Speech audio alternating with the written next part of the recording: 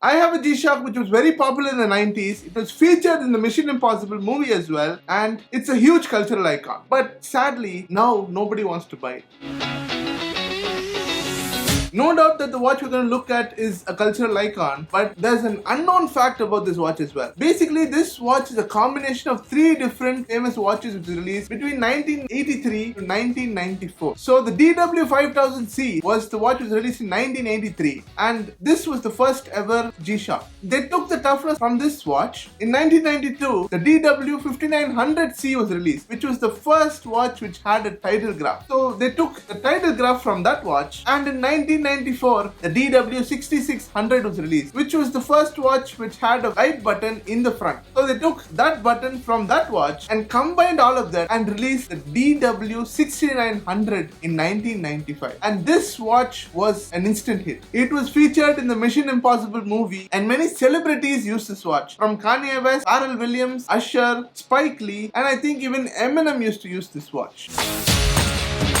This DW-6900 is not only a faithful replication of the DW-5000C's colors, but those colors signify much more. So when you look at the dial, you have three prominent colors, which is red, blue, and yellow. So the red symbolizes boldness, the blue for water resistance, and the yellow for shock resistance. This was the primary color which Casio had in the DW-5000C, and having that touch in this watch makes it much more special than any other DW-6900s you've seen so far. Being a very basic watch, you have bio-based resin case and strap. When it comes to the dimensions, it has a length of 53.2mm, a width of 50mm, and a height of 18.7mm, which is quite a large watch, but it could wear a little smaller for people. And it weighs only 67 grams, which makes it lighter. It's not the lightest watch, but it's still light. And you have a mineral glass for this watch, which provides minimum scratch resistance. This watch is equipped with a brand new display from the 5000R series, but there's a small problem with it as well, and it has super illumination compared to the EL backlight which the previous 6900s used to have. 200 meters water resistance, which is a great option in an entry-level G-Shock. Otherwise, it has all the other functions a normal Casio would have, like alarm, stopwatch, timer, calendar, and an option to view both 12 and 24-hour timekeeping. It is powered by the CR2016 battery and has an approximate battery life of around 5 years.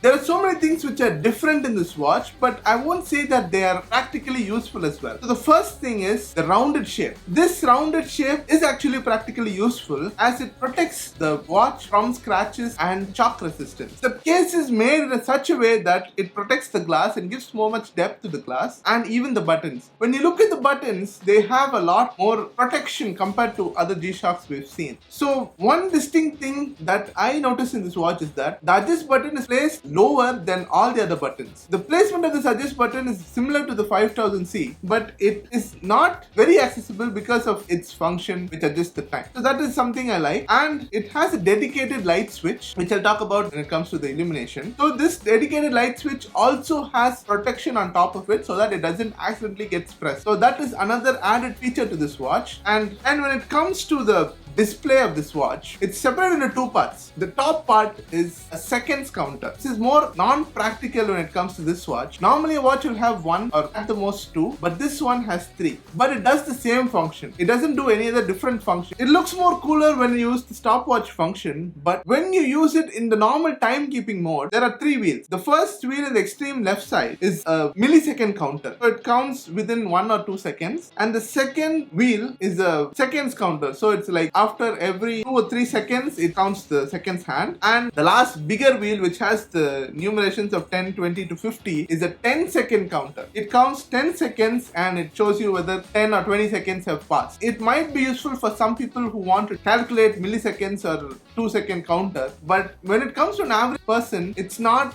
that much important. The display area in this watch is much more better than the other watches we've seen. And there is a slight problem with the displays which have been released with the new Casio lineup with the 40th anniversary edition. The DW-5000R was the most evident of them all. This one, you don't have much problems, but still, when you look at the watch in a very different angle, like a minor angle difference, you might see that problem. and when you're using the illuminator also, in very less cases you can see that problem. If you like the video so far, don't forget to hit the like button and comment your favorite Casio. If you're new to this channel, subscribe to this channel as I do everything related to watches and watches only. So please hit the like button as it gives more engagement to this video and reaches more people. I'm about to reach 5,000 subscribers. I'm giving away a Casio W-218H. Enter the giveaway by clicking the video link in the description. Follow the instructions so that you can win one of those watches once I reach 5,000 subscribers. Before, the DW-6900s used to have an EL backlight, which was okay, but this watch has the super illuminator, which has been coming in the recent watches right now. And it's really good. You can see the time very clearly and everything else in this watch. There is one problem with the illumination. You see the illuminator key, you can actually hold it for however long you want to have the illumination. When you're seeing the time in the dark and you want to press the illumination button, a slight angle change can actually make the display a little bit blurred. But it doesn't happen always. Sometimes you can actually feel that. I've been using this watch for more than 2 weeks now, and that was the minor thing I could say that I didn't like about this watch, which was the new displays. It didn't have anything related to the watch as such, but when it comes to the display change Casio has been doing right now, there are some problems. When it comes to the price of this DW-6900RL, the RL also stands for red line, which is another Easter egg. It's priced at around 7,995. I think it's a very good price for this watch. I've seen a lot other 6900s which are in the market right now, but this feels more muted and more rugged than any other watches we've seen. We've seen a lot of funky colors and a lot of limited edition collaborations with the 6900, but this one is the most decent looking and awesome looking 6900 which has ever been released after a long time, since 1995 to be precise. When I used this watch, I felt this was the best watch ever, and I also asked people in Reddit. They say this is the best watch money can buy. But still, when I asked Casio employees, they say this watch isn't moving as much as the other watches. There's a reason why this watch is overlooked by many people since 95. There are 3 reasons for it. This watch is overshadowed by the DW-5600 and the GA-2100. So those are the more famous models in Casio. So many people buy those models other than the 6900. Second is the triple tide graph. This triple tide graph is loved by many as well as hated by many. Many feel that it's occupying too much of space, which is not practically needed. It might be the case, but it gives a distinct look to this watch, which makes it even more unique. So another thing which Casio has not done is that they've just left the 6900 lineup aside. You've seen for other models around the same price range, which gives you tough solar and other functionalities like Bluetooth. But the 6900